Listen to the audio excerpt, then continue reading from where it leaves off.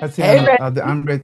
I'm Reggie Ponder. How are you? I'm glad to see you. Red. Congratulations. I know we only have a few minutes, so I really want to focus on what this film means in a cultural context.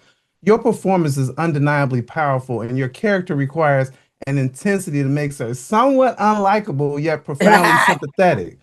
As hmm an actor, how did you navigate and balance portraying a character allowed to be so raw and messy, yet still command empathy? mm. I think that she is so complex, and I think that the humanity in it is what made us feel for her. Like, damn, she dead ass wrong, but like, why I find myself feeling bad for her? You know what I'm saying? Like, cause she was flawed, and we didn't agree with a lot of things that Perfidia did, but she was touchable. And I think right now so many characters are untouchable and we can't relate in certain ways. And I feel like Perfidia is 1000% human, and everybody fuck up. We all fuck up. So it felt good to see her be human and see her be flawed. You know what I'm saying? Like, I mean, and again, it probably hit harder for other women who are mothers because, a lot of that behavior came from postpartum depression as well. You know what I'm saying? And it's just like that. I think that's what we also empathize with because who are we to judge how a person handles their postpartum depression? It's already something that nobody can really find a cure for. You know what I'm saying? It's already something that is slightly ignored and not taken serious. So imagine as a woman to not feel seen, heard, loved, all of the things and to also be fetishized or be sexualized and different things like that. Perfidia been through some shit. I got a gun in your head and you calling me sweet thing. You know what I'm saying? Like I'm just trying to. So from the beginning, they've been playing in her face.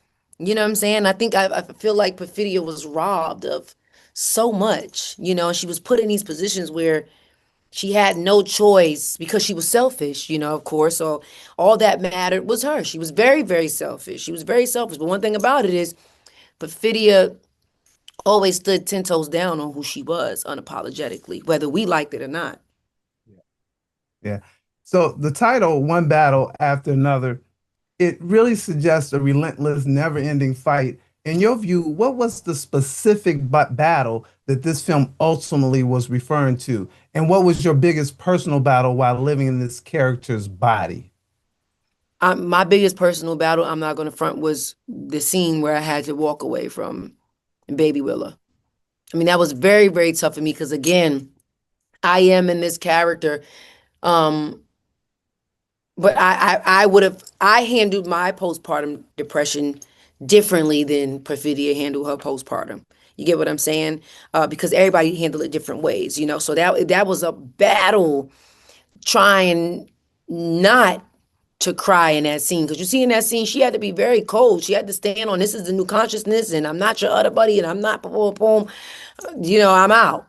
And that was a battle, in itself. It also was a battle revisiting some of those feelings. Have to, that scene where Bob is at the door listening and you just hear her saying, I just feel ugly. I feel like this. I don't feel seen. I don't feel loved. It's like having to revisit some of those feelings that you feel when you're dealing with postpartum depression. It was a lot, and to see this movie, it literally was one battle after another, and it was, Yeah. I knew it was battles that were gonna spark one conversation after another and one debate after another, and that's what we needed it to do. We needed to shake the table and spark those necessary conversations that needed to be had.